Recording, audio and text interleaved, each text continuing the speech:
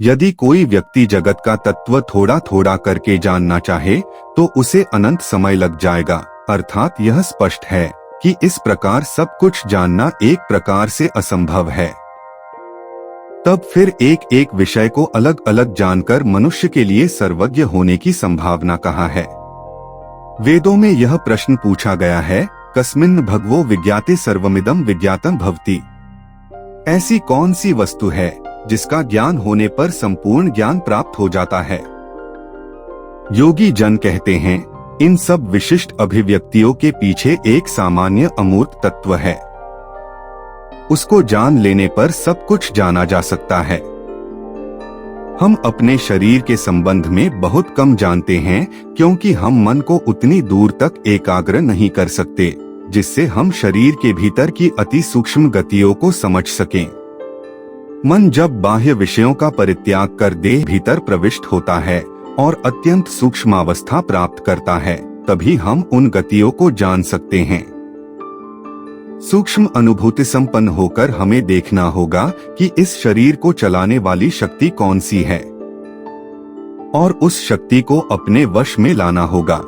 योगी जन कहते हैं कि संपूर्ण शरीर को चलाने वाली यह शक्ति कोई और नहीं बल्कि प्राण ही है और श्वास प्रश्वास ही उस प्राण शक्ति की प्रत्यक्ष अभिव्यक्ति है। हमें श्वास प्रश्वास के साथ धीरे धीरे शरीर के भीतर प्रवेश करना होगा।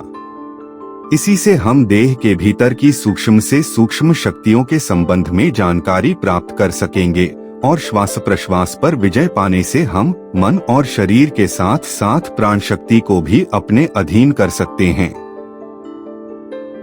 इस बात पर विश्वास करने के लिए तुम्हें स्वयं इसका प्रत्यक्ष अनुभव करना होगा, परंतु इस अनुभव के लिए कठोर अभ्यास आवश्यक है और इस अभ्यास का नाम है प्राणायाम। जिन्होंने प्राण को पकड़ा है उन्होंने संसार में जितनी शारीरिक या मानसिक शक्तियां हैं सबको पकड़ लिया है। जिन्होंने प्राण को जीता है उन्होंने अपने मन को ही नहीं वरन सबके मन को भी जीत लिया है। जिन्होंने प्राण को जीत लिया है उन्होंने अपनी देह और दूसरी जितनी देह हैं सबको अपने अधीन कर लिया है, क्योंकि प्राण ही सारी शक्तियों की सामान्य अभिव्यक्ति है। इस प्राण पर किस प्रकार विजय पाई जाए, यही प्राणायाम का एकमात्र उद्देश्य है। हर एक साधनार्थी को उसके सबसे समीप जो कुछ है उसी से साधना शुरू करनी चाहिए। उसके निकट जो कुछ है उस सब पर विजय पाने की चेष्टा करनी चाहिए। संसार की सारी वस्तुओं में देह हमारे सबसे निकट है और मन उससे भी निकटतर है। जो प्राण संसार में सर्वत्र व्याप्त है उसका जो अंश इस शरीर और मन में कार्यशील है वही अंश हमारे सबसे निकट है। अंग्रेजी अनुवाद में प्राण शब्द का अर्थ किया गया है श्वास। इससे तुम्हें सहज ही संदेह हो सकता है कि श्वास से संपूर्ण शरीर को कैसे पूरा किया जाए। वास्तव में यह अनुवादक का दोष है। देह के सारे अंगों को प्राण अर्थात इस जीवनी शक्ति द्वारा भरा जा सकता है और जब तुम इसमें सफल होगे तो संपूर्ण शरीर तुम्हारे वश में हो जाएगा। देह की समस्त व्याधियां, सारे दुख तुम्हारी इच्छा के अधीन हो जाएंगे। इतना ही नहीं, दूसरे के शरीर पर भी अधिकार जमाने में तुम समर्थ हो जाओगे। प्राणायाम की साधना थोड़ी कठिन है। इस साधना के लिए ब्रह्मचर्य का पूर्ण रूप से पालन करना अत्यंत आवश्यक है। इसके बिना साधना निरर्थक है। प्रतिदिन लगातार 2 बार अभ्यास से शुरू करना होगा। ब्रह्म मुहूर्त और गोधूली ये 2 समय मन की स्थिरता के लिए अनुकूल हैं। इन दोनों समय में प्रकृति अपेक्षाकृत शांत होती है और साधना के लिए हमारी काफी सहायता करती है। यह नियम बना लो कि साधना समाप्त किए बिना भोजन नहीं करोगे। ऐसा नियम बना लेने पर भूख का प्रबल वेग ही तुम्हारा आलस्य नष्ट कर देगा। अगर हो सके तो साधना के लिए यदि एक स्वतंत्र कमरा रख सकें तो अच्छा होगा। इस कमरे को सोने के काम में न लाओ। इसे पवित्र रखो। बिना स्नान किए और शरीर मन को बिना शुद्ध किए इस कमरे में प्रवेश न करो। योगी के लिए ऐसे वातावरण में रहना बहुत उत्तम है। सुबह और शाम वहां धूप और चंदन चूर्ण आदि जलाओ। उस कमरे में किसी प्रकार का क्रोध, कलह और अपवित्र चिंतन न किया जाए। तुम्हारे साथ जिनके भाव मिलते हैं केवल उन्हीं को उस कमरे में प्रवेश करने दो। ऐसा करने पर शीघ्र वह कमरा सत्वगुण से पूर्ण हो जाएगा।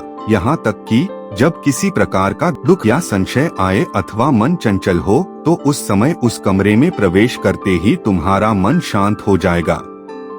जो इस प्रकार के स्वतंत्र कमरे की व्यवस्था नहीं कर सकते वे जहाँ इच्छा हो वहीं बैठकर साधना कर सकते हैं।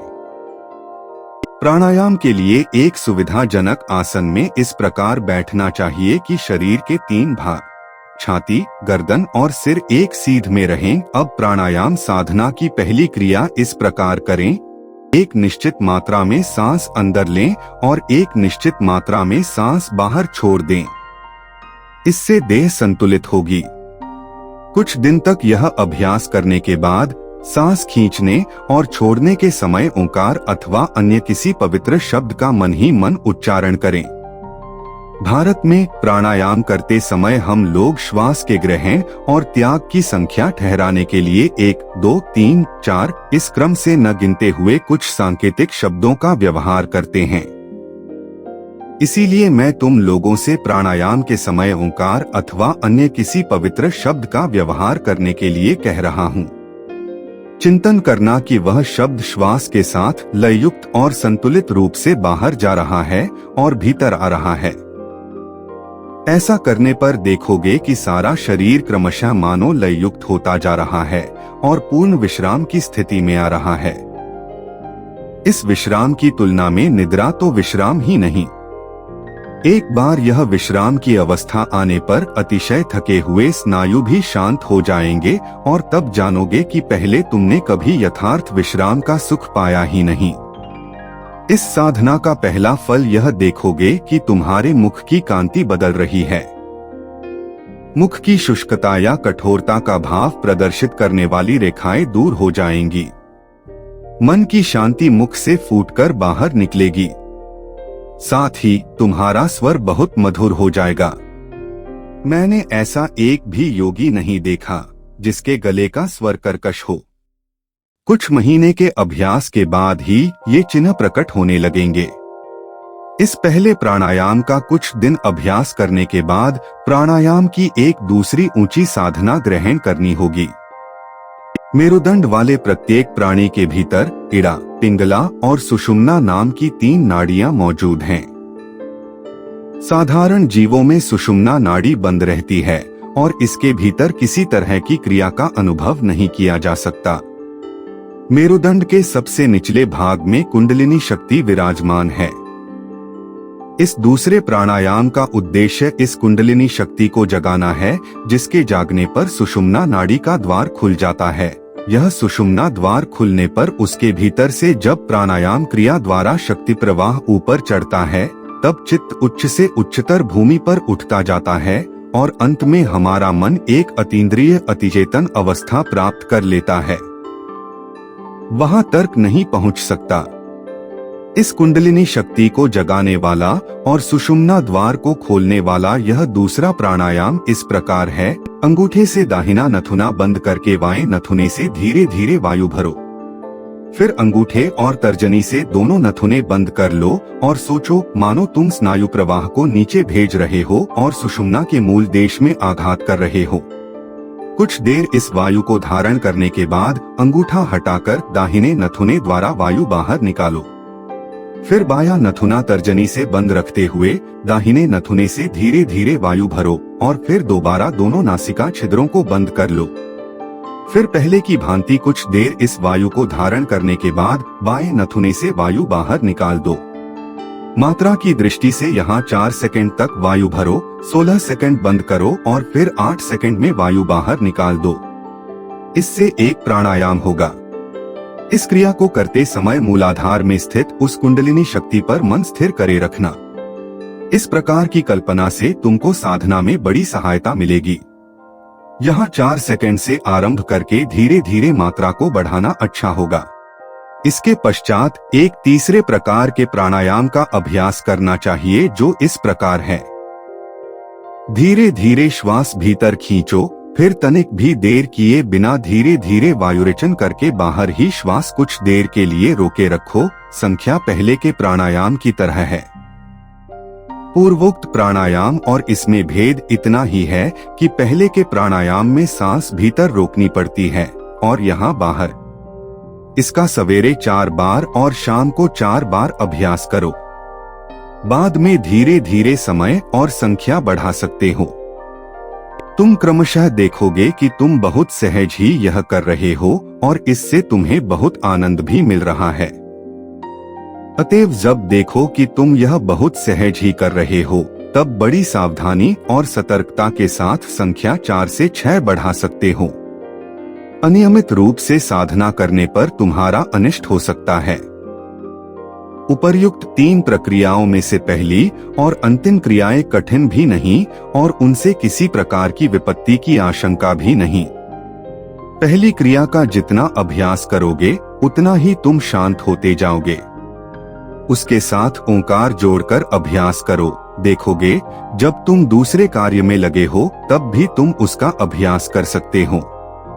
इस क्रिया के फल से देखोगे तुम अपने को सभी बातों में अच्छा ही महसूस कर रहे हो।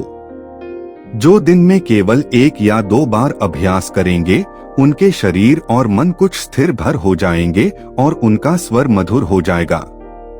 पर जो कमर बांधकर साधना के लिए आगे बढ़ेंगे उनकी कुंडलिनी जागृत हो जाएगी। उनके लिए सारी प्रकृति एक नया रूप धारण कर लेगी। उनके लिए ज्ञान का द्वार खुल जाएगा।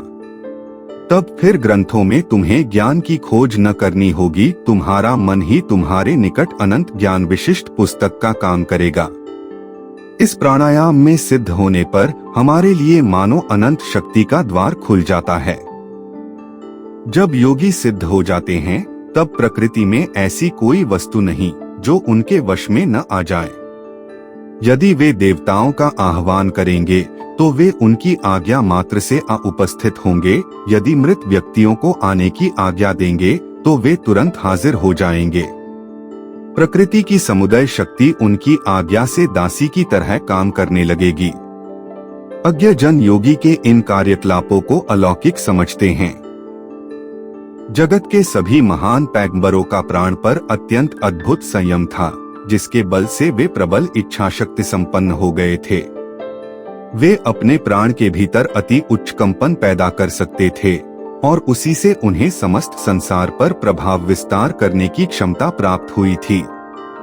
संसार में शक्ति के जितने विकास देखे जाते हैं सभी प्राण के संयम से उत्पन्न होते हैं। मनुष्य को यह तथ्य भले ही मालूम न हो पर और किसी तरह इसकी व्याख्या नहीं हो सकती। तुम्हारे शरीर में यह प्राण संचालन कभी एक ओर अधिक और दूसरी ओर कम हो जाता है। इससे संतुलन भंग होता है और जब प्राण का यह संतुलन नष्ट होता है तब रोग की उत्पत्ति होती है। अतिरिक्त प्राण को हटाकर जहाँ प्राण का अभाव है वहाँ का अभाव भर सकने से ही रोग अच्छा हो जाता है। प्राण कहाँ अधिक है और कहाँ अल्प, इसका ज्ञान प्राप्त करना भी प्राणायाम का अंग है। अनुभव शक्ति इतनी सूक्ष्म हो जाएगी कि मन समझ जाएगा पैर के अंगूठे में या हाथ की अंगुली में जितना प्राण आवश्यक है उतना वहाँ नहीं है और मन उस प्राण के अभाव को पूरा करने में भी समर्थ हो जाएगा। इस प्रकार प्राणायाम के अनेक अंग हैं। इनको धीरे धीरे एक के बाद एक सीखना होगा। अतएव यह स्पष्ट है कि विभिन्न रूपों में प्रकाशित प्राण का संयम सिखाना और उसको विभिन्न प्रकार से चलाना ही राजयोग का संपूर्ण क्षेत्र है। जब कोई ध्यान करता है तो भी समझना चाहिए कि वह प्राण का ही संयम कर रहा है। जो योगी इस विषय में कृतकार्य होते हैं वे सिद्धि पा लेते हैं, तब कोई भी शक्ति उन पर प्रभुत्व नहीं जमा सकती। वे एक प्रकार से सर्वशक्तिमान और सर्वज्ञ हो जाते हैं।